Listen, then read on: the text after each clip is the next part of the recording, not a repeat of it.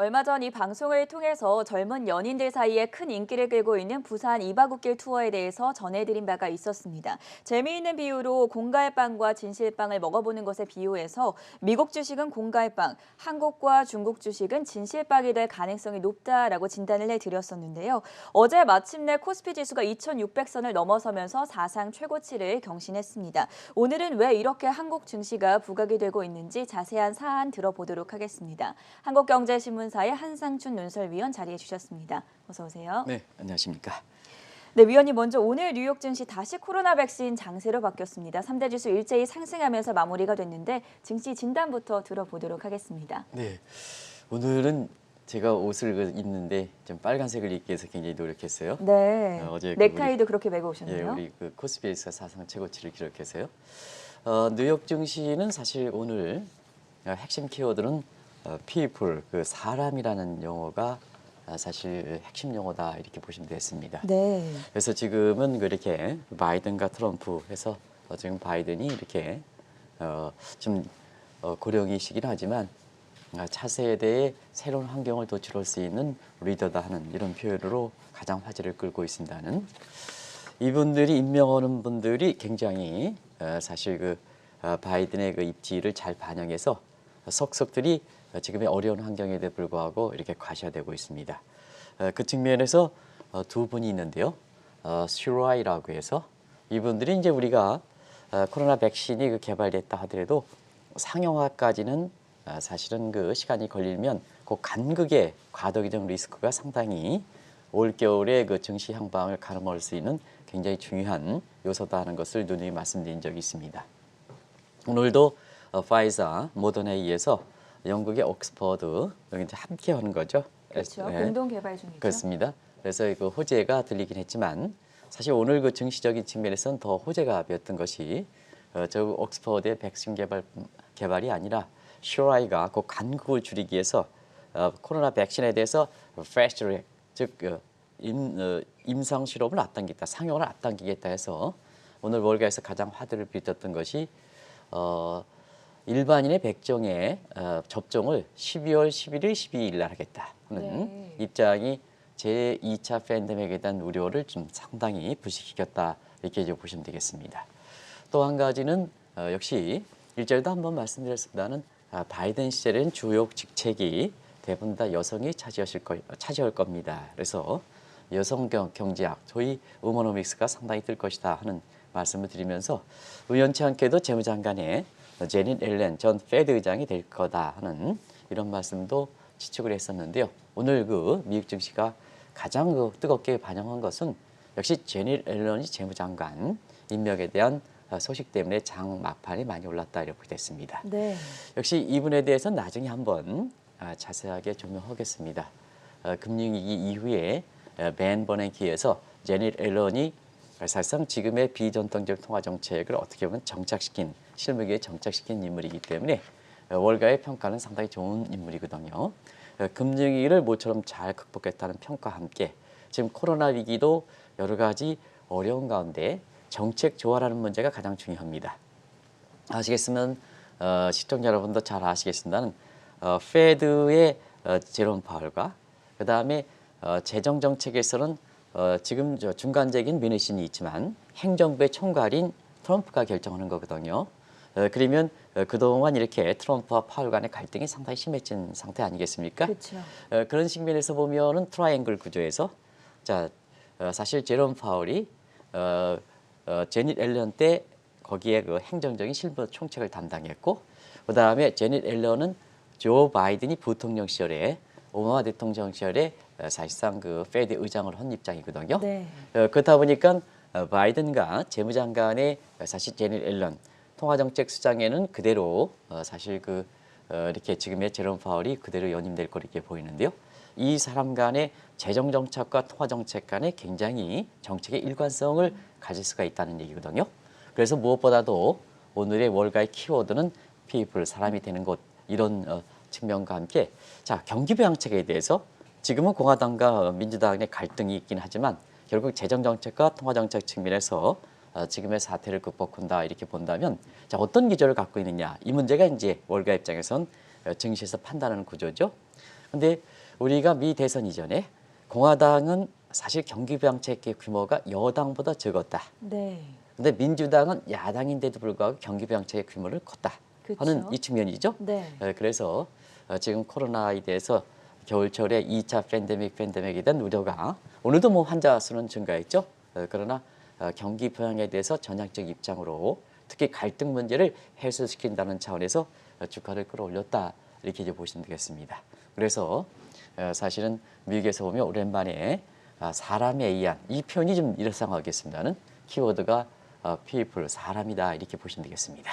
네, 미국 증시에 대한 진단은 여기까지 들어보도록 하겠고요. 오늘은 어제 코스피 지수가 사상 최고치를 경신하지 않았습니까? 네, 그렇습니다. 한국 증시에 대해서 좀 더 자세하게 다뤄볼 텐데 코로나 사태 이후에 한국 증시 좀 총괄적으로 정리해 본다면 어떤 흐름을 보였습니까?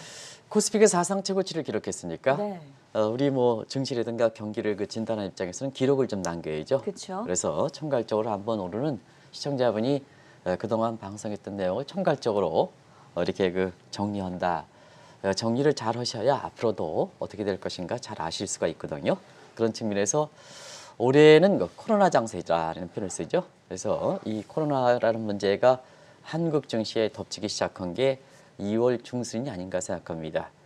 발병은 작년 이맘때, 작년 11월 말이라 이렇게 알려지고 있습니다는 아직도 그 시기가 정확히 이렇게 되는데요. 네, 긴감이 때 했던 사항이 국제사회에 알려기 시작한 게 2월 중순이다. 그러면서 한국 증시가 한순간에 붕괴됐죠. 그래서 그때 당시에 프레시 크래시 한 달 만에 어떻게 붕괴됐냐면요. 2월 14일 날 코스피 지수가 2243이었습니다. 상당히 낙관적 시각이 불었었습니다. 근데 딱 한 달 만에 3월 19일 날 1457로 1407로 완전히 붕괴됐습니다. 그러나 이때에 사실은 그 증시 모습이라든가 경제 모습을 어떻게 되느냐에 따라서 올해의 사실 코로나 때 많은 사람이 어둡다, nobody knows 어둡다 해서 주가가 굉장히 떨어진다, 환율은 올라간다 이런 쪽의 시각들을 얘기한 사람이 있었고요. 반면에 환율은 떨어진다, 원화는 강세된다, 주가는 굉장히 오른다 하는 요 두 가지 시각을 어떠한 포지션을 취했냐에 따라서 올해 재테크 명암이 완전히 가려졌다 이렇게 보겠습니다. 네. 그래서 이 방송을 통해서는 3월 중순서부터 나중에 말씀드리겠습니다는 주가 굉장히 많이 올라간다. 달러 투자하지 마세요. 원달러율 떨어집니다 하는 이런 말씀을 모 금융사 회장의 정면으로 반대되는 얘기를 해서 사실 지금 와서 이런 상황에 대해서 한번 평가해보는 것도 주목하지 않냐 하는 이런 생각이 드는데요. 일단 그렇죠. 우리 증시는 1차 팬데믹, 2차 팬데믹 완전히 극복했죠. 1차 팬데믹 어제 말씀드린 대로 3월 달이었었고요. 네. 2차 팬데믹은 8월 달이다. 이걸 완전히 극복한 게 한국 증시다. 그래서 지금 증시 상황을 보면 어제까지 3월 19일 날 1457에서 11월 23일 날 어저께 되죠. 2602에서 2018년 1월 29일 날 기록했던 2598을 사상 최고치를 뚫었습니다. 그래서 사상 최고치를 기록해서 오늘 뭐 주요 신문에 전부 일면토, 경제신문 같은 일면토로 장식했었죠. 네. 그리고 코스닥 같은 경우에도 사실 428에서 810 거의 100% 정도로 해서 세계에서 가장 많이 오르는 이런 모습을 보이고 있다고 보겠습니다. 향후에는 어떻게 될 건가 하는 측면에서는 어제도 그 진단해 드렸습니다는 3차 팬데믹을 우리가 잘 극복하느냐 그러면 주가의 상승세가 지속이 되는 거고 3차 팬데믹에서 추첨하면 이렇게 차익 실현과 함께 지금 일부 동학개미들이 건버스라고 해서 주가가 떨어지는 부분에 많이 투자하고 있거든요. 그런 상태에서는 또 그런 상황이 전개될 수 있는 부분이기 때문에 어제 우리 펀더멘탈과 외국 자본 흐름에 대해서 진단해 드렸죠. 근데 사실 이 대목이 이 3차 팬데믹에서 우리가 방역 선진국답게 제대로 극복할 수 있느냐. 근데 정부 당국에서 이게 그동안 1차 팬데믹, 2차 팬데믹을 극복한 게 아니라 우리 국민들이 이렇게 자발적 협조해서 극복한 거기 때문에 3차 팬데믹도 우리 국민들이 어떻게 하느냐 해서 해외 시각에서 굉장히 주도하거든요. 우리 정부보다는 우리 국민들이 어떻게 보여주느냐 하는 나중에 서브스크립션 이코노미, 구독 경제에 대해서 좀 말씀드리겠는데요. 네. 다시 한번 3차 팬데믹 구성 여부에 우리 국민들의 자발적 협조상 어려울 때 이렇게 도와주는 서브스크립션 이코노미, 구독 경제에 대해서 지금 사상 최고치를 한국 증시와 관련해서 외국인들이 관심을 다시 갖기 시작했다 이렇게 보시겠습니다. 코스피가 이렇게 사상 최고치를 기록할 만큼 한국 증시가 새 역사를 쓸 수 있었던 데에는 아무래도 동학개미들이 1등 공신이지 않겠습니까, 위원님?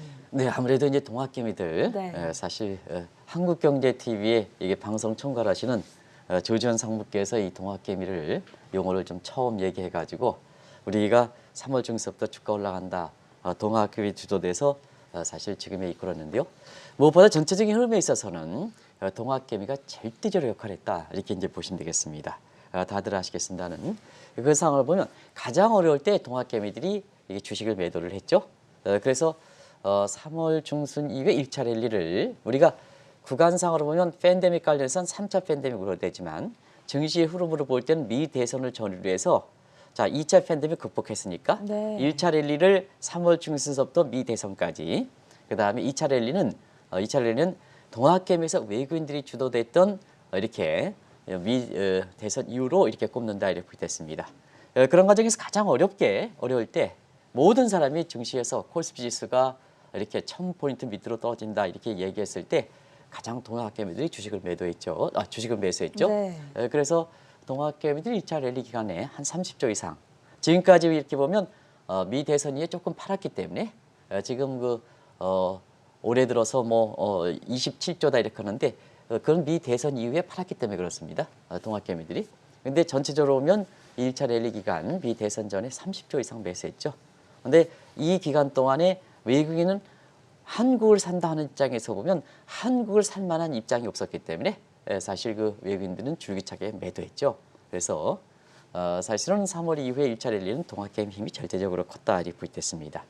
근데 미 대선 이후에는 이것이 순조롭게 동학개미에서 외국으로 바톤 터치하고 있지 않습니까? 네. 그래서 주가 상승세가 이어져서 미 대선 이후에는 주체가 바뀐다, 장세 모습이 바뀐다 하는 측면에서 사실 2차 랠리라는 표현을 쓰고 있는데요.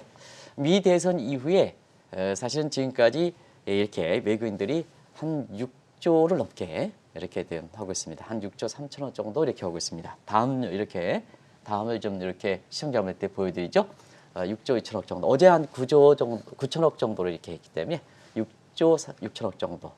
이것도 4일날 이달 들어서 4일날 외국인이 매도했거든요. 그러니까 이달 들어서 하면 6조 3천억을 언론에 나왔을 겁니다. 근데 미 대선 이후에는 계속해서 이렇게 매수했기 때문에 지금 6조 2천억 정도에서 2차 랠리를 주도하고 있다. 이렇게 이제 보시면 되겠습니다. 네. 그리고 미 대선 이후에는 동학개미들이 한 5조 9천억 정도 지금 매도하고 있죠. 그래서 건버스 투자를 이렇게 하는 양상인데요. 어쨌든 전체적으로 보면 주도 세력에 의해서 사실 한국이 이렇게 그 증시가 이끌어왔는데요. 전체적으로 보면 동학개미 힘이 가장 컸다 하는 걸 말씀드리고요.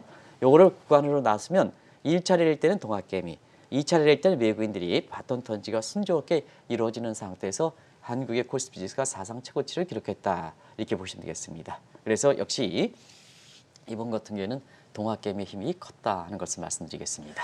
이렇게 코로나 장세를 극복하는 데 1등 공신이었던 동학개미. 하지만 우여곡절도 많지 않았습니까? 네, 상당히 우여곡절이 많았죠. 네.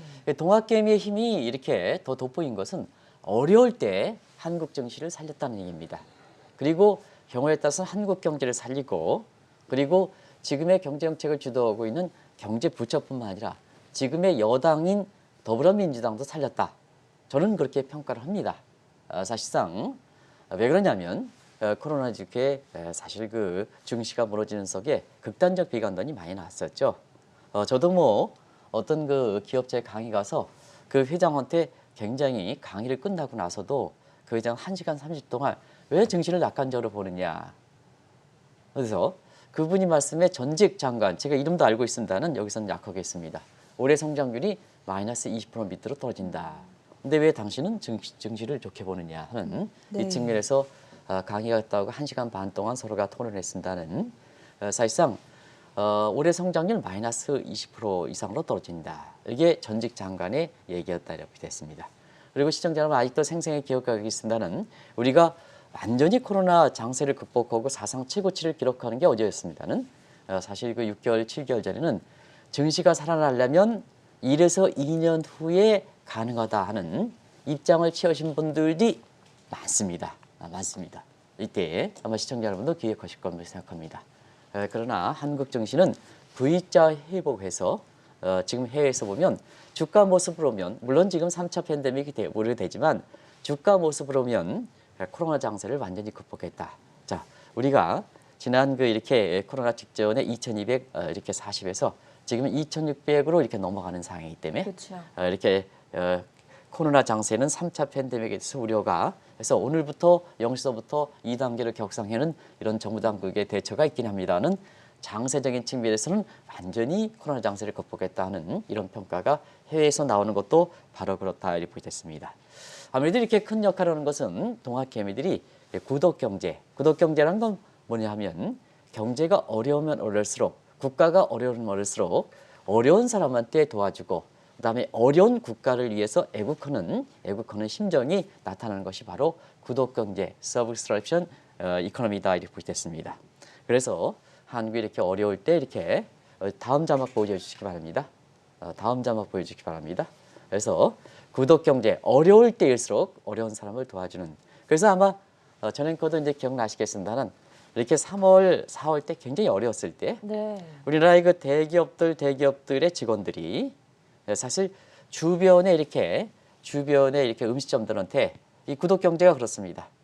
주변의 소상공인이 상당히 어려우니까 그동안 경제가 잘 나갈 때 서로가 밥을 먹고는 애정이 있었지 않습니까? 그렇죠. 그런 상태에서 소상공인이 그것도 소상공인 자발적이 아니라 정부의 1단계 조치, 2단계 조치, 3단계 조치를 이렇게 넘어가는 상태에서 자 이렇게 사실상 그 소상공인이 가장 어려운 피해를 받았거든요.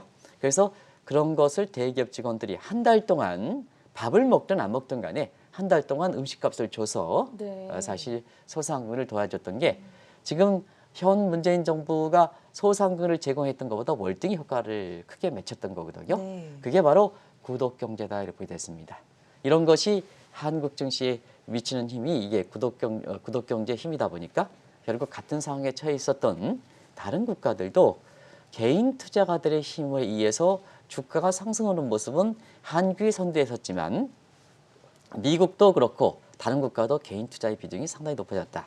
그런 과정에서 한국판, 미국판 동학개미라는 러빈푸드, 그 다음에 일본판 동학개미라는 닌자개미, 그 다음에 중국판 동학개미라는 청년부추 이런 용어들이 사실상 이렇게 돼서 개인 투자가 움직임을 사실 한국뿐만 아니라 전 세계에 확산시킨 것도 한국의 동학개미의 힘이다 이렇게 보게 됐습니다. 그런 과정에서 사실 동학개미에 대해서 일부 좀 이렇게 우리 이제 언론의 표현은 먹물이 들어간 식자들 계층에서는 이 동학개미가 나왔을 때 동학개미 운동이 나중에는 실패합니다. 왜 이걸 붙였느냐 이런 측면에서 비판을 했지만 네. 특별히 동학개미는 이제 어려울 때 국가를 이한다. 이런 개념으로 거기에 역사적 의미를 부여하지 말아라 하는 얘기도 말씀드렸는데요. 사실상 너무 이런 쪽에서 동학개미들이 이렇게 해서 동학혁명의 모습을 보면 나중에 실패했기 때문에 결국 동학개미들이 실패하지 않겠느냐 하는 이런 시각과 달리 결과적으로 보면 스마트 개미가 돼서 지금은 한국 경제, 한국 증시, 현 정부 부처, 그 다음에 여당도 살렸다. 왜냐하면 주가가 많이 떨어진 상태에서 동학개미 힘이 이렇게 없었다면 사실 주가가 더 떨어졌을 거고 4월 13일 날 더불어민주당이 지금 아이고 개인 투자가들한테 많이 이렇게 뭐 세금을 걷는다 뭐 얘기하지만 주가가 떨어졌을 때 여당 입장에서 더불어민주당의 4.13 총선에서 지금의 이렇게 압승을 거두었을까 하는 것은 또 다른 문제거든요. 네. 그런 측면에서 모두가 혜택을 받는 이런 기 때문에 어떻게 보면 가장 스마트하게 한국 증시, 한국 경제 그리고 모두가 살렸다. 그리고 국민들이 이게 증시가 살리는 상태에서 보면 사실 이렇게 코로나에서 얻은 환경에서 심리적 측면과 너가 움틀 수 있는 부동산까지 밀어버리니까 움틀 수 있는 환경에 돌파를 마련했다는 측면에서 사실 경제적 측면에서는 외부 경제 효과, 엑스터널 이펙트가 아름다운 꽃이다. 자, 전 앵커가 만약에 결혼을 했어가지고 아파트 앞에 100만 원을 들여서 이렇게 꽃밭을 가꾼다면 네.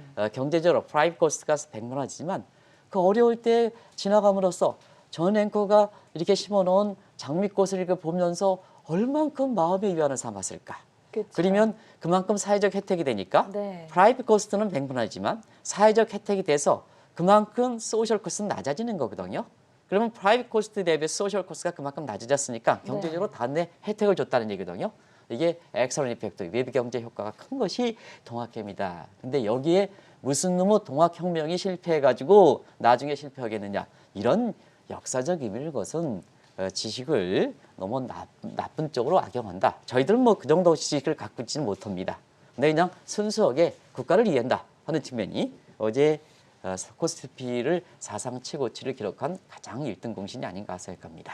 강조해 주셨던 구독 경제로 다시 돌아와서 해외에서도 이 한국인들의 구독 경제를 굉장히 주목하고 있다고 하는데요. 구체적인 사례도 좀 분석을 해주시죠. 네, 동학개미의 역사는 아마 공교롭게도 동학혁명서부터 네. 이 구국 경제가 바탕이 됐다 이렇게 보겠습니다. 일제 36년에 대구에서 국제보상운동이 있었죠. 그래서 일제 36년에 독립운동이든 뭐든 자금이 좀 필요해서 이게 일제 때 국제보상운동 잘 아실 겁니다. 그렇죠. 이게 구국 경제의 서브스레이션 이펙트의 가장 원조격이 아닌가 생각합니다. 그래서 모처럼 이번에 3월 달에 신천지, 그러면 전행껏 신천지 하면 어디가 생각나십니까?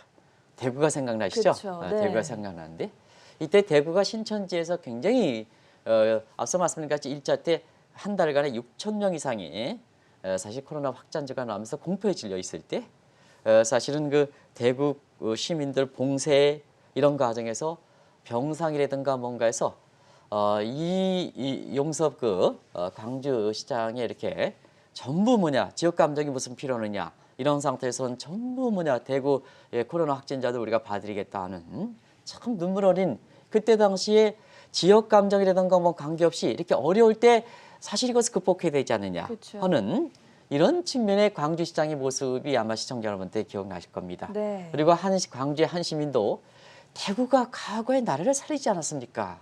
근데 이게 지역 감정이 뭐가 있습니까? 이런 것이 외신에 비춰지는 격도 결국은 한국에 이렇게 코스피 지수가 올라가는 큰 경제를 만들었던 것이 아닌가 생각합니다.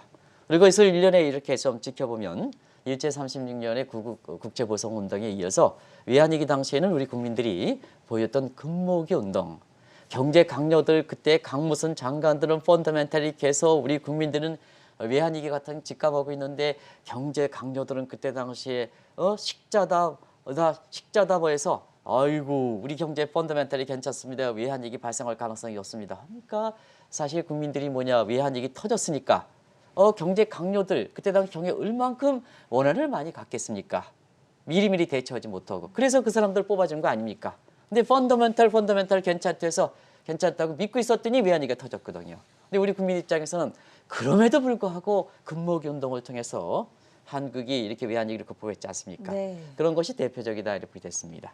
그리고 길게 보지 않겠습니다. 작년에 한번 현 정부 들어서 일제 이렇게 아베 정부가 지금은 이제 결국 그거의 직간접 원전이 돼서 조기에 그 사임해서 지금 사가 요시히데 정부로 넘어가는 배경이 됐습니다는 작년에 7월달, 8월달 그리고 11월달까지 일본의 수출 통제 아직도 계속 이렇게 그 여파가 되고 있는데요. 그렇죠. 우리 국민들이 보여줬던 노 재팬 운동, 소위 프로보노 퍼블리코 정신 모두가 이렇게 어려울 때 극복하자 하는 프로보노 퍼블리코 정신 공공선 정치계에서 사실상 일제 36년의 그 바탕을 해가지고 결국 노 재팬 운동에서 우리가 일본보다 경제 피해 규모가 적은 상태에서 그렇게 거든요.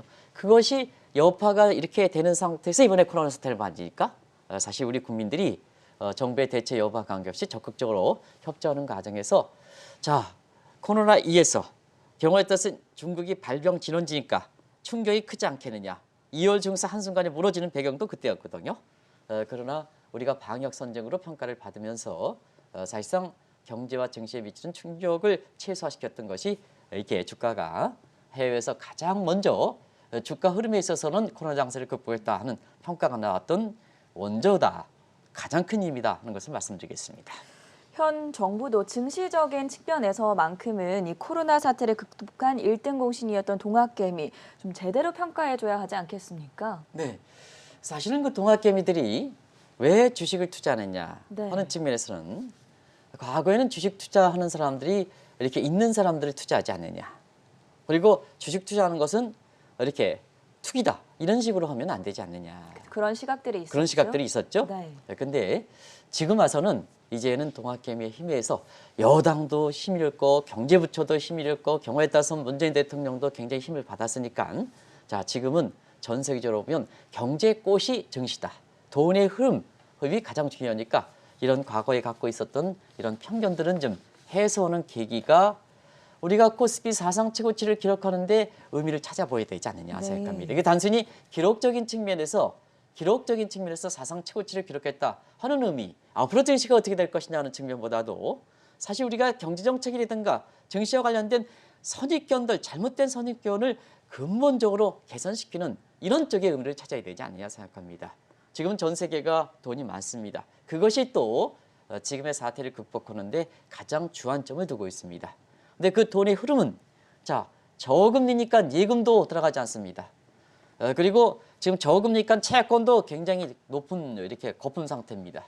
부동산도 사실상 이제 경제 스케일 규모가 커졌습니다. 부동산은 10억, 20억짜리지 않습니까? 우리뿐만 아니라 그다가 일반 동학개미들이 그것을 사실상 활용하기가 어렵거든요. 접근하기 어렵거든요. 네. 이런 상태에서 이렇게 보면 동학개미들이 어디 가겠습니까? 자, 코로나에서 고용시장 어려워. 그다음에 부동산 살 수가 없어. 그거는 정부의 정책과 관계없이 거래 단위가 커졌기 때문에 이건 한국뿐만 아니라 전 세계적으로 똑같은 현상이고 예금금리 생계를 위해서 주식 투자하는 거거든요.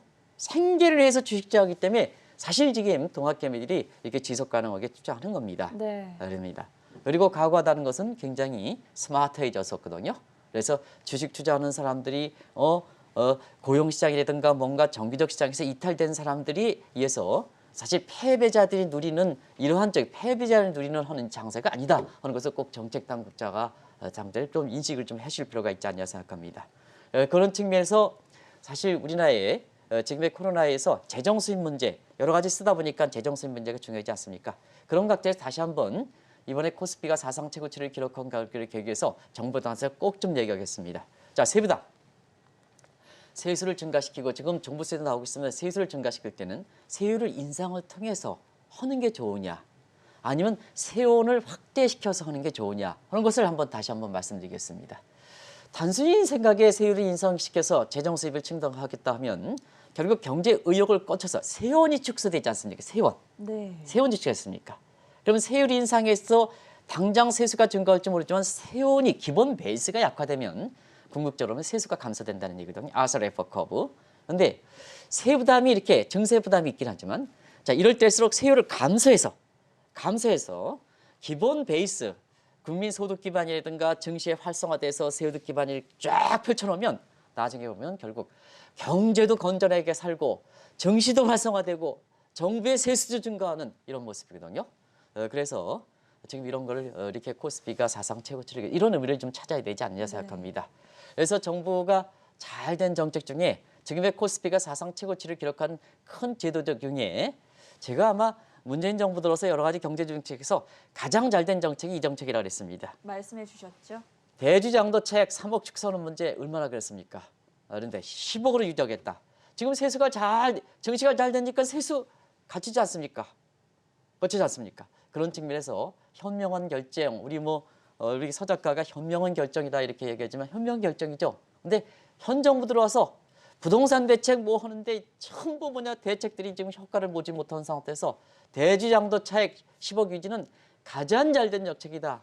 우리가 정무위원장, 윤위원장이라든가 김병욱 이렇게 이쪽에 밝은 사람들, 밝은 의원들 이분들이 주도가 돼서 결과적으로 대주장도 차액 10억이 선보니까 정치가 살아나니까 국민들이 어떻게 지금 마음이 편합니까? 겨울철에 3차 대미군 이렇게 참 팬데믹이 오는데 그런 측면에서 자 이번에 코스피 사상 최고치를 기록한 계기를 해서 정부가 제발 주식은 있는 사람들이 하는 거다.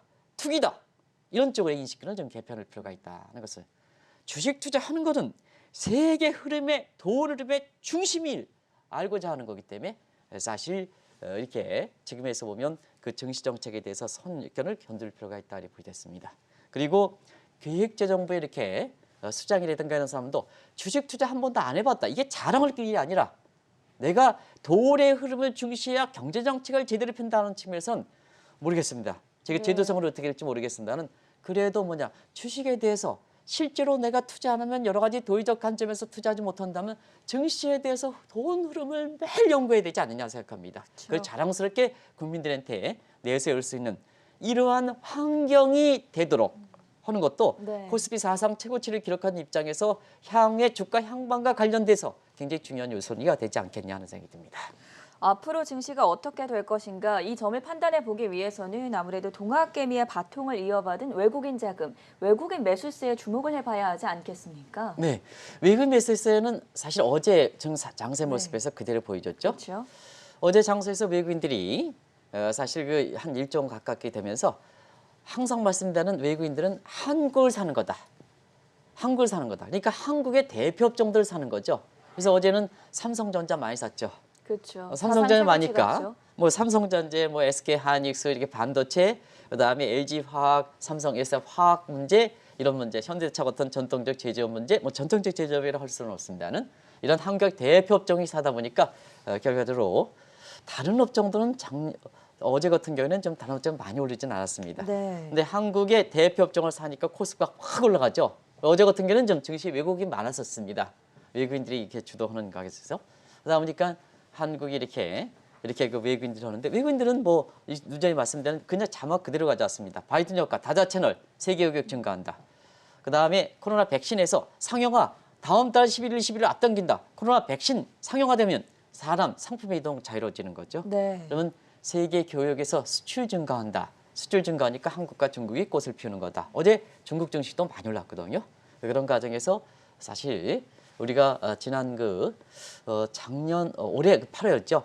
올해 8월인데 미국 주식은 좀 차익 하고 한국과 중국 주식 사라. 또 심지어는 우리가 이제 앞서 전에 것까지 말씀드렸습니다는 미국 주식은 환율이 떨어지는 걸 생각하면 주가 상승만큼 손에 들어오지 않는다. 네. 나승버거 된다. 뭐 정의업 노래. 그 다음에 한국 증시는 김주환의 솔리드에서 솔리드 꽉 찬 주식이 될 것이다 이렇게 하는데요. 네. 그런 측면에서 최근에 수익적인 측면에서 똑같은 주가가 상승한다해도 한국 증시에 환차 문제가 없기 때문에 굉장히 이런 표현이 적당한 것이 아닌가 생각합니다.